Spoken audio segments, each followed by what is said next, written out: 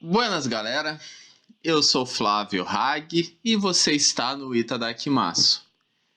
E hoje, começando aquele maio especial que eu falei para vocês, hoje nós vamos ter um vídeo que eu precisei trocar. Eu tinha prometido que hoje eu ia falar de Death Note, mas eu não terminei a leitura de Death Note. Então eu resolvi passar na frente outra, que também já estava planejada agora para maio, e que eu já tinha terminado. Essa é a primeira vez que uma obra vai ganhar um segundo vídeo aqui no canal. Hoje a gente vai falar sobre o final de A Ono Flag.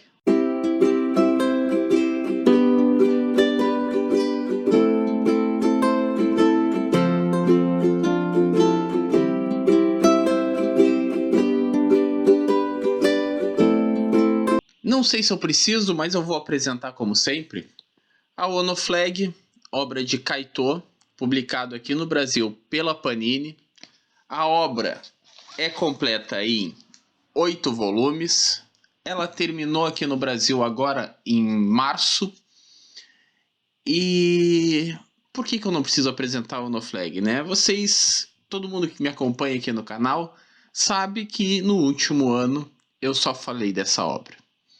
A Ono Flag já teve vídeo, link tá aqui em cima, que foi quando eu li o primeiro e o segundo volume. Aquele vídeo fala dos 2 primeiros encadernados.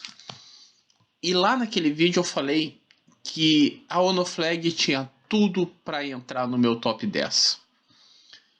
E durante a leitura vocês me viram falar dele várias vezes. Eu falei de A Ono Flag como o melhor mangá do ano passado. Eu falei de A Ono Flag durante as minhas melhores leituras, sobre as minhas leituras do mês. Sempre tinha algum comentário de A Ono Flag.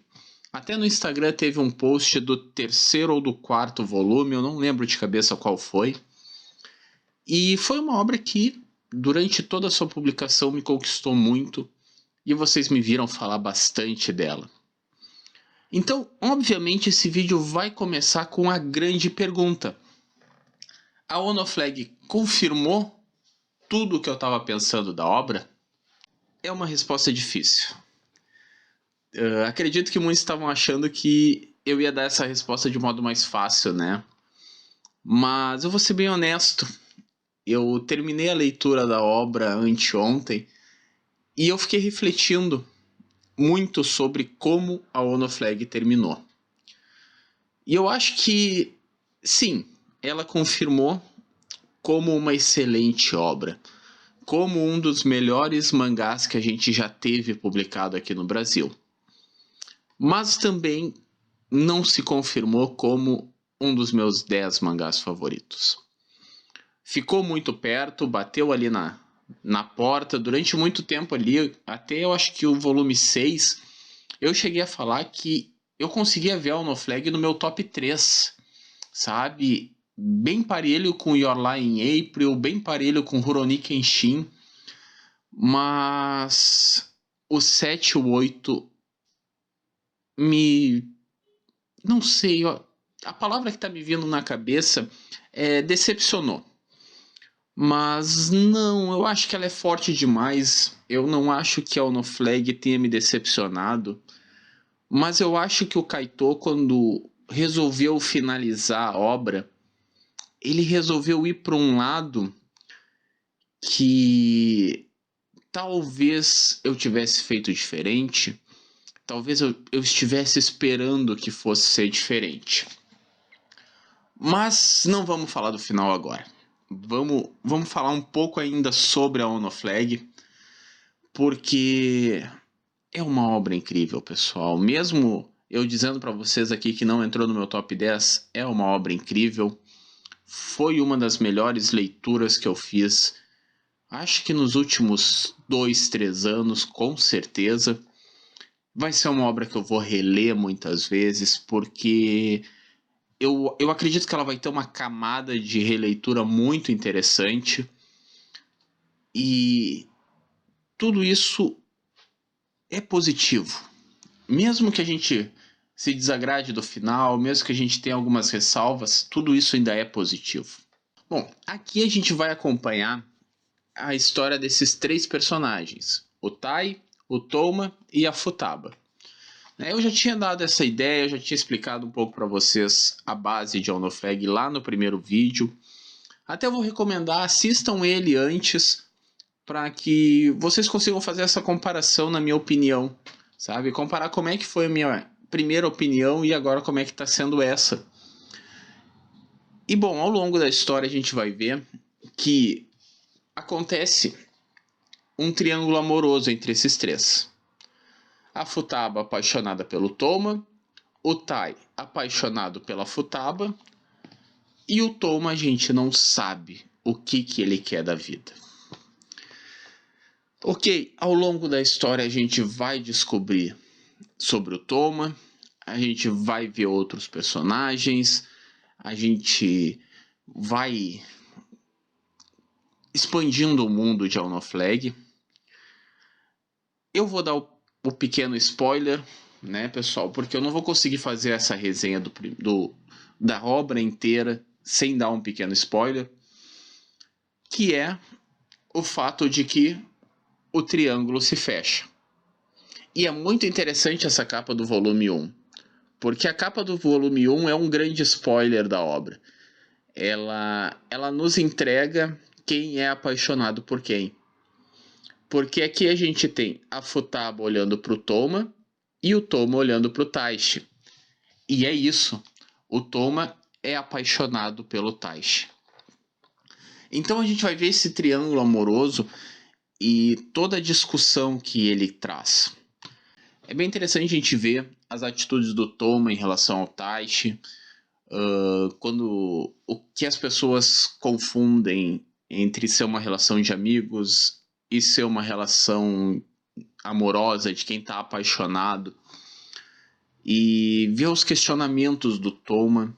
A gente vê ele com aquela apreensão, né? Porque eles estão no último ano do ensino médio, eles estão definindo a vida deles, sabe? É a carreira, é os planos de futuro, é seus planos amorosos, né? O Toma principalmente, porque ele precisa decidir se ele vai se assumir, né? Se ele vai revelar pro Taishi o que ele sente. E a gente vai vendo o mundo vivendo à volta disso.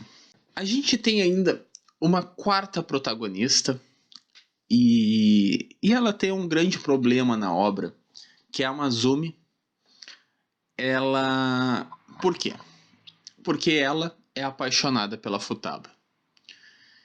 E por que ela é um grande problema? Porque ela é a personagem menos aproveitada na obra. Eu acho que ela tinha um potencial incrível para ser muito mais desenvolvida, não só por ela ser apaixonada pela Futaba e aí o triângulo virar um quadrado, mas porque ela traz os questionamentos de uma forma mais escancarada do que o próprio Toma, sabe? Ela se questiona muito sobre a imagem que ela vai passar para a sociedade, a imagem que a Futaba vai ter dela se ela resolve contar o que realmente sente. E eu sei que muita gente ficou incomodado com o desfecho que se deu para essa personagem. Só que eu vou ir na contramão, tá, pessoal? Eu vou na contramão de vocês. Eu acho que o problema não é o desfecho em si que ela teve. Por quê? A gente vê no último capítulo que a Masumi acabou casando com um homem e vivendo um relacionamento hétero. E muita gente se incomodou com isso. Nossa, ela era uma personagem gay e agora ela tá num relacionamento hétero, ela tá presa nesse relacionamento, ela ficou... ela se submeteu à sociedade. E aí entra o meu problema, que é o seguinte, gente. O jeito que eu vi, principalmente quando a gente vê o marido dela falando sobre ela, a gente vê um pouco só da relação dela com o marido, é pouca coisa, mas a gente vê que eles parecem ter uma intimidade, eles parecem se dar muito bem.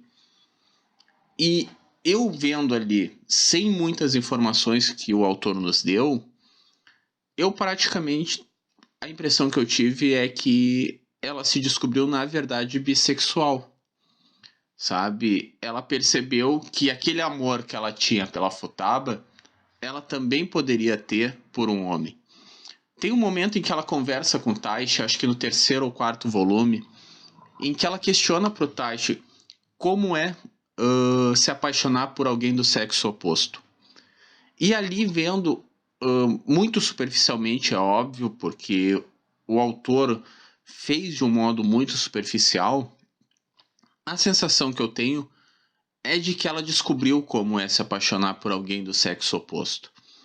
Parece que ela conseguiu gostar de um homem, conseguiu se relacionar, casar com, sabe? E aí vem o problema de por que eu acho que ela é mal aproveitada. Porque fica meio dúbio.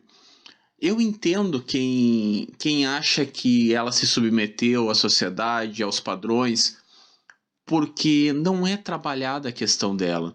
A gente não sabe se ela realmente tá feliz naquele relacionamento, se ela realmente ama o marido, se ela realmente quer viver aquele relacionamento, ou se ela só tá preocupada com o que os outros vão pensar. Se ela só se fechou num mundo em que ela aceitou a realidade dela. Eu prefiro acreditar que não. Eu prefiro acreditar que ela descobriu que ela pode gostar dos dois. E eu acho que se isso tivesse sido melhor trabalhado, seria um desenvolvimento ainda mais incrível, sabe, gente? Por isso que me incomoda muito ver como a Mazumi foi trabalhada durante a obra. Porque era uma personagem com um potencial incrível, que poderia dar uma dimensão ainda maior para a história, e acabou ficando muito fraco. Tem mais dois personagens nessa obra que vale a gente comentar antes de falar dos protagonistas. Um positivamente, um muito negativamente, mas que são personagens que eu acho que trazem pontos para a obra que me mudaram a forma de ver a obra inteira. A primeira é a Mami. E, gente, eu tô apaixonado por ela. Eu acho que é uma das personagens mais interessantes que a série teve. Ela começa lá nos primeiros volumes nos sendo apresentada como uma patricinha, tá? Ela é a garota mais popular da escola, a garota mais bonita, todo mundo é apaixonado por ela. Ela é apaixonada pelo Toma e o Toma sempre rejeita ela. E fica aquela questão, e aí eu acho que é um pouco a genialidade do Kaito em nos pegar, porque toda a apresentação da Mami faz a gente, leitor, ver ela como uma personagem fútil. A gente tem a impressão de que ela é uma personagem insuportável. E aí vem o quinto volume de Ono Flag, e esse volume me derrubou, porque a gente vai ver a história da Mami. Para tentar se aproximar do Toma, ela resolve virar amiga do Taishi, porque o Taishi é o melhor amigo do Toma, então ela tenta chegar no Toma através do Taishi. Só que nisso o Taishi começou a namorar com a Futaba, bem aqui no quinto volume. Então o pessoal começa a se incomodar com isso, porque parece que a Mami não tá se importando com o relacionamento do Taishi. Principalmente porque ela começa a ficar amiga do Taishi.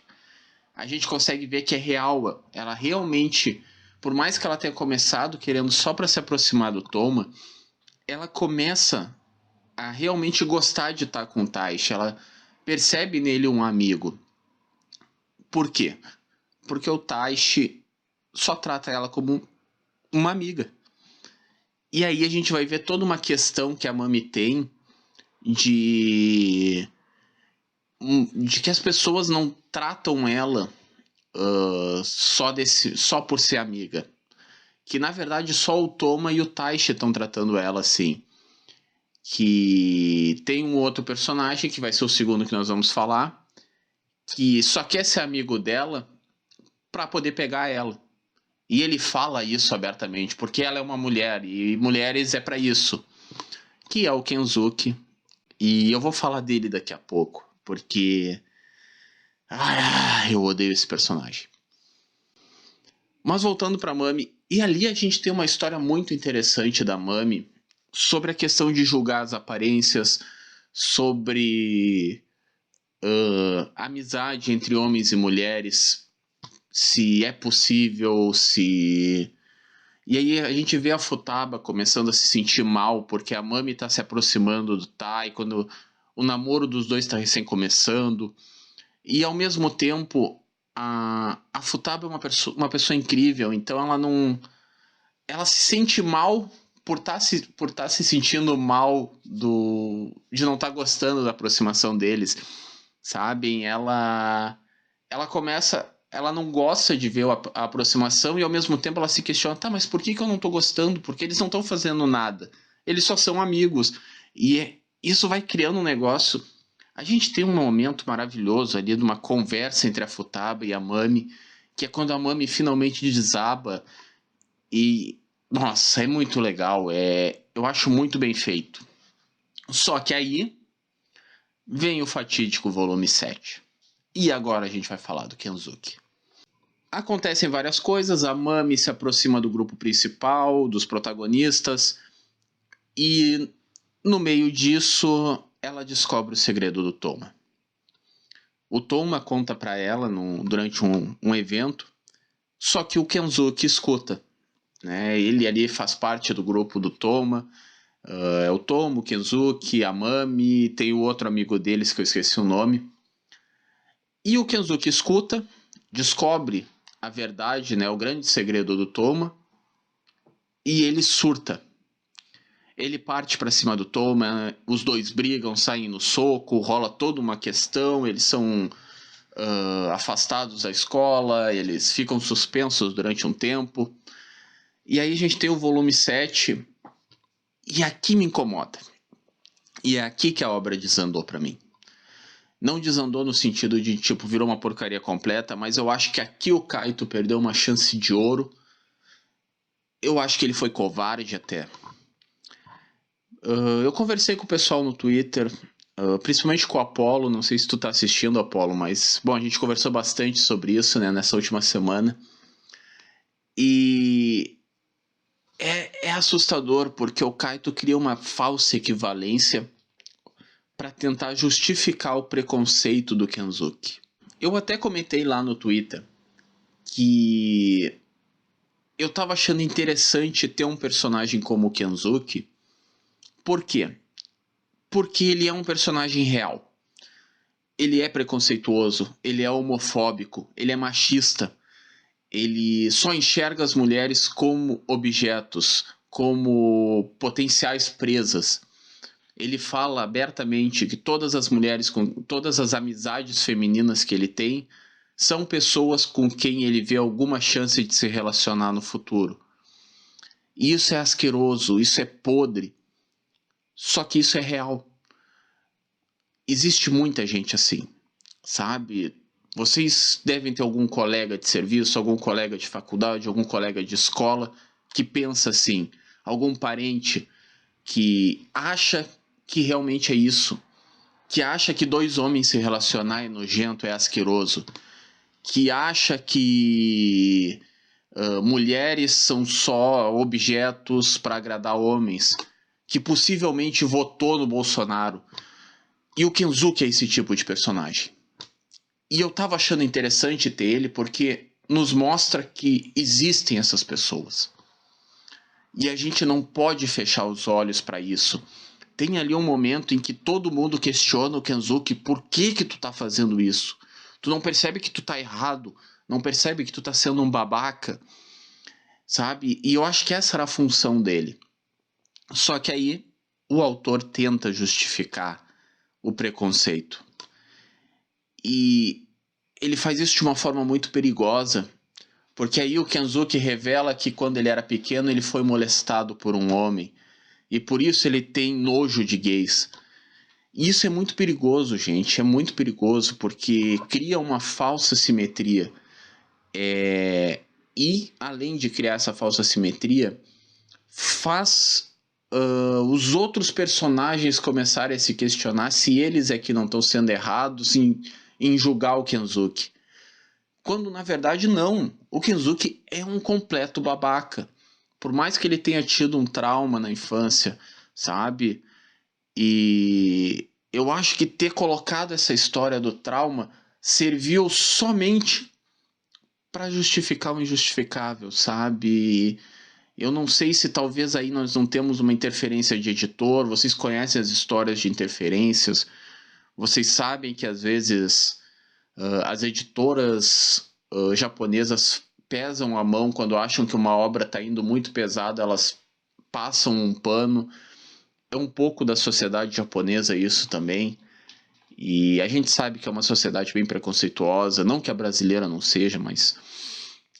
Então, ali eu acho que o Kaito perde uma chance muito importante e ele acaba indo para um lado bem perigoso de tentar justificar preconceitos, dizer que o cara tem esse pensamento por um motivo.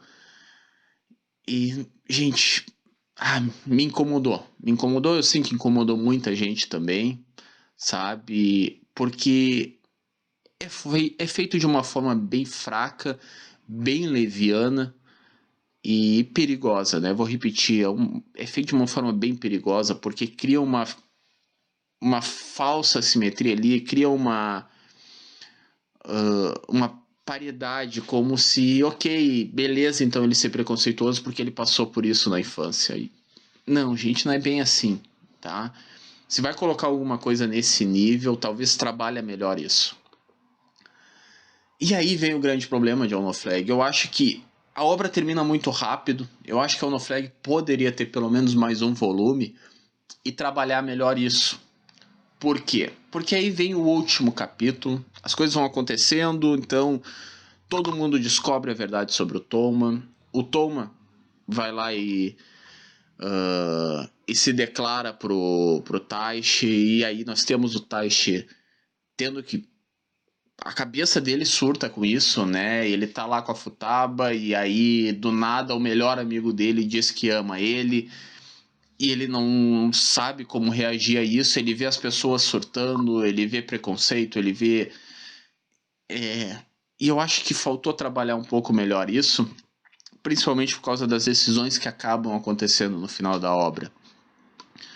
E aí aqui eu vou dizer pra vocês que eu gostei e não gostei do final de Ono Flag. E aqui eu vou botar agora um aviso de spoiler. Por quê? Eu vou começar um spoiler bem pesado do final de Ono Flag. Então, se vocês não quiserem ver, eu vou botar aqui embaixo os capítulos. Pulem já pro próximo, porque agora vai ser um capítulo de spoiler. Então, se vocês já quiserem, pulem para a próxima, que aí vocês já vão ver a minha conclusão melhor. Então, vai lá o aviso. E agora, se vocês continuaram, é por sua conta e risco, porque agora eu vou dar spoiler. Bom, a gente tem até o penúltimo capítulo o Taishi decidindo ficar com a Futaba. Ele tem uma conversa com o Toma. Ele diz que que o Toma ainda é importante para ele, que ele não tem como corresponder a esse sentimento porque ele ama a Futaba, ele é apaixonado por ela. E todo mundo se entende, é bonito. Eles continuam amigos, todo mundo continua amigo. E aí a gente recebe a notícia de que o tempo passou e ele terminou com a Futaba. Aí começa o último capítulo. E no último capítulo a gente tá enxergando ele pelos olhos de alguém, né? Eu vou até mostrar para vocês entenderem isso.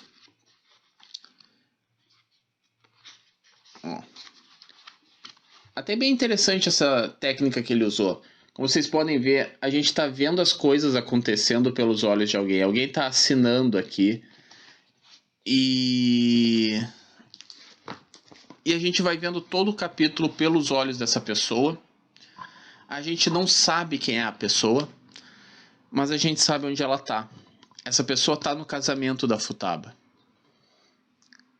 E a gente vai vendo a Futaba, é nesse momento que a gente vê que a Mazumi casou com um homem, a gente conhece o marido dela, e tá todo mundo conversando, todo mundo interagindo, e a gente tem a sensação de que a gente tá vendo os olhos do Taishi. Mas depois, no final, a gente descobre que não. A gente tá vendo os olhos do Toma. E por que como que a gente descobre? Quando ele se encontra com o Taishi. E aí a gente descobre também que o Taishi e o Toma estão casados. E aqui vem o ponto que eu gostei e não gostei ao mesmo tempo. Por quê? Eu gostei porque quebrou a expectativa. Eu achei um final muito interessante, eu não estava esperando. Eu não estava esperando realmente que no final a gente fosse ver os dois ficarem juntos. Mas por que eu não gostei? Primeiro, porque, de novo, o que eu já falei antes, faltou trabalho, faltou desenvolvimento. Como que o Taishi resolveu corresponder ao sentimento do Toma? Em que momento isso aconteceu? Porque até então ele era perdidamente apaixonado pela Futaba. E um capítulo depois ele está casado com o Toma.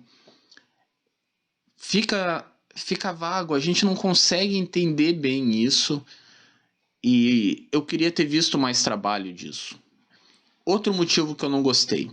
E aí vai um gosto bem pessoal meu, tá? Eu tava falando isso até no Twitter, que eu não teria feito dessa forma. Eu, por exemplo, teria feito o casamento da Futaba tudo igual, mas eu teria feito tudo isso deixando o Taishi sozinho no fim das contas. Sabe? Mesmo a Mazumi casada com um homem, e vem aquilo que eu falei pra vocês, de talvez ela ter se descoberto como bissexual. A gente vê o Toma casado com uma outra pessoa, e o Taishi sozinho, vendo todo mundo ir. Porque eu tenho um pouco essa sensação ao longo da história, que na verdade o Taishi foi um grande espectador do amadurecimento e da vida dos outros. Então ver a obra terminar com o Taishi sozinho, vendo o amadurecimento e a vida dos outros seguindo, teria sido uma história bem mais interessante para mim, teria sido um final bem mais interessante, porque ia me passar aquela sensação de que o tempo passa, a gente amadurece, né? Os amores do colégio passam, a gente conhece outras pessoas, a vida segue. Da forma que ficou, me pareceu que praticamente beirou o fanservice, sabe? Me pareceu que, no fim das contas, o público queria ver o Taishi e o Toma juntos e o autor resolveu entregar isso. Me pareceu que faltou um pouco de trabalho, me faltou um pouco de explicar por que aquilo aconteceu, sabe? Eles ficaram juntos, eu gostei deles terem ficado juntos, mas me pareceu forçado, me pareceu que foi do nada, sabe? Poderia ter, pelo menos então, se tivesse me entregado um desenvolvimento, principalmente no Taishi, para eu chegar e acreditar que eles realmente ficaram juntos, talvez aquela minha ideia do Taishi sozinho não fosse ser tão incômoda assim. E bom, agora a gente voltou a estar todo mundo junto. Terminei os spoilers. Qual foi o meu veredito final, então, de Ono Flag? Eu amei. Mesmo com os poréns, mesmo com aquele volume 7 e um pouco do volume 8 me incomodando, eu ainda assim amei. Eu acho que, obviamente, eu falei antes, não ficou no meu top 10, não vai ficar. Porque eu ainda acho que as obras que eu tenho no meu top 10 ainda conseguiram manter um padrão bem melhor do que a Ono Flag entregou, sabe? Por exemplo, aqui uma obra que não está no meu top 10, mas que para mim ainda conseguiu ser melhor que a Ono Flag, que é A Voz do Silêncio. E eu acho que A Voz do Silêncio e a Ono Flag fazem um paralelo bem interessante, porque são duas obras que o final me incomodou muito e elas só não estão no meu top 10 por causa do final. Por mais que seja um final que eu goste, por mais que seja um final que eu ache mais positivo que negativo, ainda assim falta algo, sabe, pessoal? Semana que vem, já vou dar esse aviso, né? Segunda-feira eu vou fazer um vídeo sobre o meu top 10. Eu vou apresentar o que é o meu top 10 de mangás. E aí vocês vão entender um pouco por que a Ono Flag, por que a Voz do Silêncio não entram nessa minha lista. E aí eu vou conseguir explicar para vocês melhor, porque mesmo gostando de Ono Flag, eu ainda não deixo ele no meu top 10. Eu acho que, mesmo com os poréns, mesmo com o final bem discutível, a Ono Flag é um dos melhores mangás que a gente teve nos últimos 5 anos, com certeza. Sabe? Eu não consigo de cabeça pensar nenhum outro mangá que tenha sido tão bom, que tenha sido tão importante, tão forte. Talvez, e eu acho que sim, seria O Marido do Meu Irmão, que é um mangá maravilhoso também, que tá no meu top 10 inclusive. Mas de resto, os outros que eu consigo pensar são todos bem mais antigos que isso. E eu acho que isso dá uma ideia do quanto esse mangá é bom, gente, tá? Então, o vídeo já tá bem longo. Fazia tempo que um vídeo não passava de meia hora. Então, já vou começar a encerrar aqui. Leiam a Ono Flag, tá, pessoal? Leiam essa maravilha. Panini entregou uma qualidade muito boa. Esse volume 8 aqui, ele tá gigantesco, mas ele tem 200 páginas. Porque a gramatura tá muito boa. E, nossa, as capas são lindas, a história é linda. Então, leiam. Sério mesmo, tá? A Ono Flag é um dos melhores mangás que a gente tem. E eu acho que vocês têm que aproveitar que ele ainda tá disponível. Porque isso aqui com certeza vai ser um daqueles mangás que mais um pouco vai começar a esgotar e o pessoal vai falar dele. E com certeza isso aqui vai estar naquelas listas de mangás que eu estou procurando. A Ono Flag com certeza vai estar nessas listas. Então aproveitem, tá? Porque ele ainda está disponível. Por hoje é isso. Comentem aqui o que vocês acharam de Ono Flag. Eu sei que muita gente já conversou comigo no Twitter, então muita gente tem essa minha opinião do final. Mas comentem se vocês também acham que mesmo com aquele final problemático, ainda assim, até o final não é problemático, né? Mais o volume 7, mesmo com o volume 7 problemático, se ainda assim a Ono Flag conquistou vocês também acharam ele um dos melhores mangás do ano. Não esqueçam de se inscrever no canal, deixem seu like, compartilhem. E por hoje é isso. Semana que vem é uma semana bem especial, tá? Porque eu vou falar do meu top 10 na segunda-feira e na quinta vai ser aquele vídeo que vocês estão esperando desde que eu criei o canal. Então, até lá!